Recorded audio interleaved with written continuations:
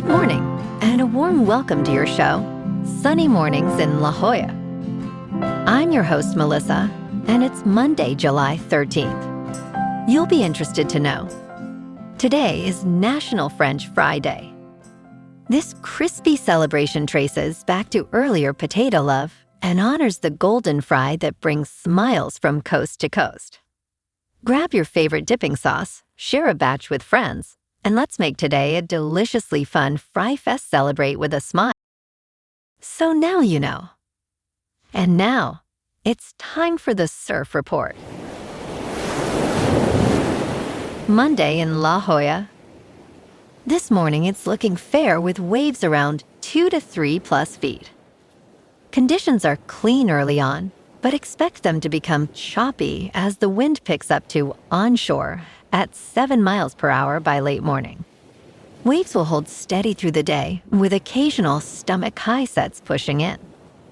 Best time to ride is at 6 a.m. with the 1 foot incoming mid-tide when the south-southwest swell is 2 feet at 13 seconds, and the onshore wind is 3 miles per hour. The nearshore buoy in Scripps in La Jolla reads 73 degrees for the water temperature. Conditions remain fair on Tuesday with waves at 2 to 3 feet and light northwest winds early, turning choppy later in the day.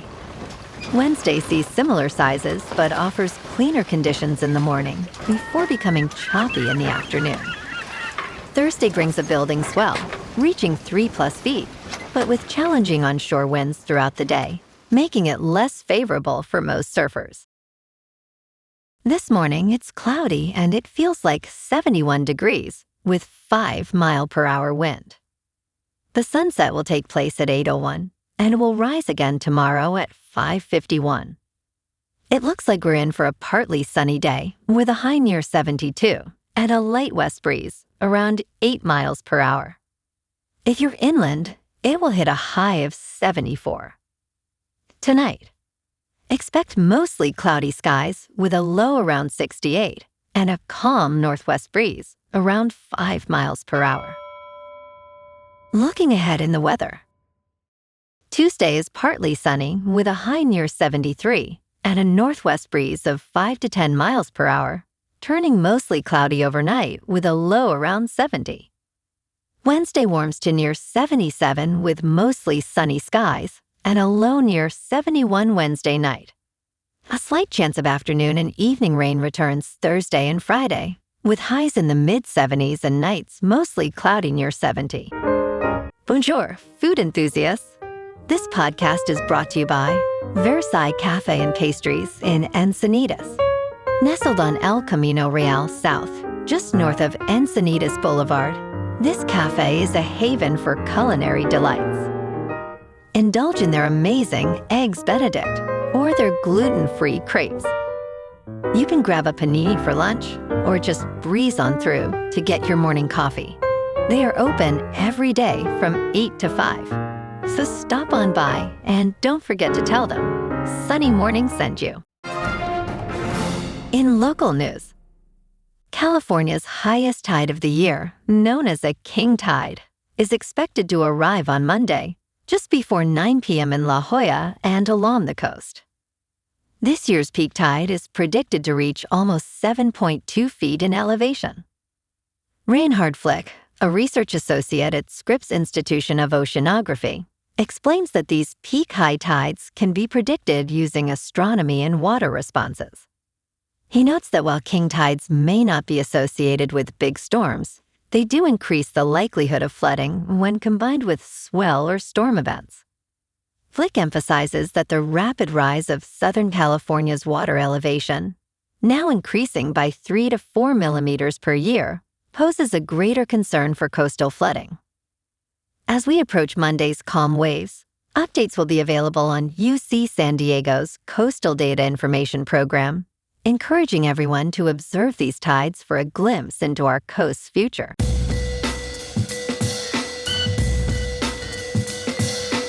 Now on to sports. Robert Whittaker met the media Saturday after his win over Nikita Krylov at Ultimate Fighting Championship 329. Whitaker put away Krylov with a third-round technical knockout to close out the prelims at T-Mobile Arena in Las Vegas. Whitaker was making his Ultimate Fighting Championship debut at light heavyweight after spending his entire tenure with the promotion at middleweight. Everything that could go right did go right.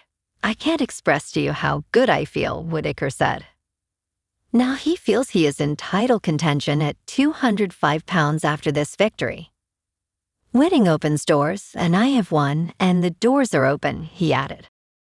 In local sports, the Padres took the rubber match against Toronto yesterday, 5-4, in a tight contest that came down to late-inning heroics at Petco Park. German Marquez couldn't make it through the fifth, but the bullpen stepped up. Adrian Morejon earned the win with 2 innings of relief, and Mason Miller notched his 25th save. Manny Machado went 3 for 4 with an RBI, and Jake Cronenworth added 2 hits and a run batted in. San Diego is now riding a 2-game winning streak and sits at 48-48 in a competitive NL West that keeps punching back. The team heads to Kansas City on Friday to take on the Royals. In top news, an outbreak of an intestinal illness causing extreme illness has been detected in 31 states, according to federal health authorities, but the source is still under investigation. As of Thursday, the Centers for Disease Control and Prevention reported 843 cases of cyclosporiasis, the gastrointestinal affliction caused by the parasite Cyclospora. However, the actual number of infections is likely much higher, as many recover without medical treatment. Health officials from California to Texas to Florida have reported cases of cyclosporiasis since early May. Cooking produce effectively prevents infection, as heating food to 158 degrees Fahrenheit kills cyclospora. In business news, Salesforce rarely draws a downgrade from 2 research firms at once, but this week it did. On Thursday, July 9th, KeyBank Capital Markets and Bernstein downgraded Salesforce to a hold, causing the stock to fall roughly 3% to 4% at its low before steadying the next day. Both firms expressed concern that the adoption of Agentforce, the company's flagship artificial intelligence agent platform, is progressing more slowly than expected. A recent survey revealed that more chief information officers plan to trim Salesforce spending over the next year than raise it. This trend raises caution across other software names as well. In crypto movement, Bitcoin is up 1% over the weekend to about $64,000. Ethereum is up 3% to just over $1,800. And XRP is down 1% to $1.09. Moving on to a more local vibe. In our community spotlight on health and wellness, we are working with a national Pilates studio to bring you some free classes, so listen up. Check out Club Pilates, with several locations in the San Diego area. Pilates presents a comprehensive wellness approach, cultivating strength, reducing tension, and elevating mental well-being. Scientific research affirms its benefits. So now you can check out Club Pilates for a free class, with locations in Encinitas, Solana Beach, Oceanside, La Jolla, and more. Just be sure to tell them Sunny Morning sent you by. And now, back to the show. Let's talk tech. The Chinese space age is upon us. The People's Republic is pioneering various space initiatives, solidifying its role as a power player in Earth's orbit and beyond. A Chinese spacecraft is now within mere miles of one of the Earth's 7 mysterious quasi-moons, the asteroid known as Kamoa-Lua. Launched in May of 2025, the Chinese spacecraft Tianwen-2 is now just 12.5 miles from the asteroid's surface. After traveling around 620 million miles, the craft will spend nearly a year studying the asteroid before attempting to scoop up samples. Should it succeed, China could become the third country to pull a sample from an asteroid. And in entertainment news, Paramount is reportedly considering leaving California as the Golden State and others prepare a lawsuit over its planned $111 billion takeover of Warner Brothers Discovery. On Sunday, Semaphore reported that friends and advisors to Paramount chief David Ellison are urging him to relocate his corporate headquarters out of the state. The news follows reports that California is preparing to file a lawsuit to block the merger, according to the New York Times. Ellison is being pushed to consider relocating, which would move $30 million in planned spending out of California if Attorney General Rob Bonta sues. However, no decision has been made regarding a move. Paramount bought space in New Jersey last year, signing a 10-year lease for over 285,000 square feet of 1888 Studios production campus in Bayonne.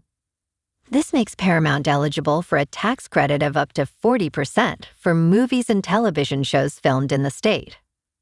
Meanwhile, California has reportedly taken the lead on a potential lawsuit to block the merger, with states including New York, Washington, and Connecticut planning to join in. A draft lawsuit claims the merger would hamper competition for major films, among other concerns. Paramount argues the deal will boost competition in Hollywood, saying it is necessary to compete against tech giants like Netflix, Amazon, and Apple. Reuters reported that a lawsuit could be filed as early as this week, while Paramount aims to close the deal in the third quarter of 2026. Paramount expressed confidence in the transaction, stating, "We are confident the facts and the law support this transaction, and we will continue to defend it vigorously." The studio added, "We continue to engage constructively with regulators around the world and are prepared to address any legitimate antitrust issues." Last month, news surfaced that the European Commission is expected to approve the merger ahead of an impending deadline, while competition authorities in China, South Africa, Saudi Arabia, Ukraine, Serbia, and North Macedonia have already cleared it. A Paramount spokesperson emphasized their constructive engagement with all regulatory bodies.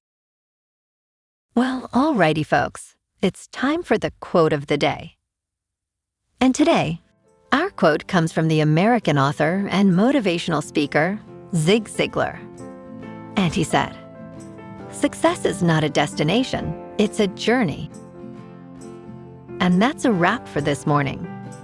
You can check out our Instagram, YouTube, and TikTok for some captivating aerial videos with local news and the surf reports.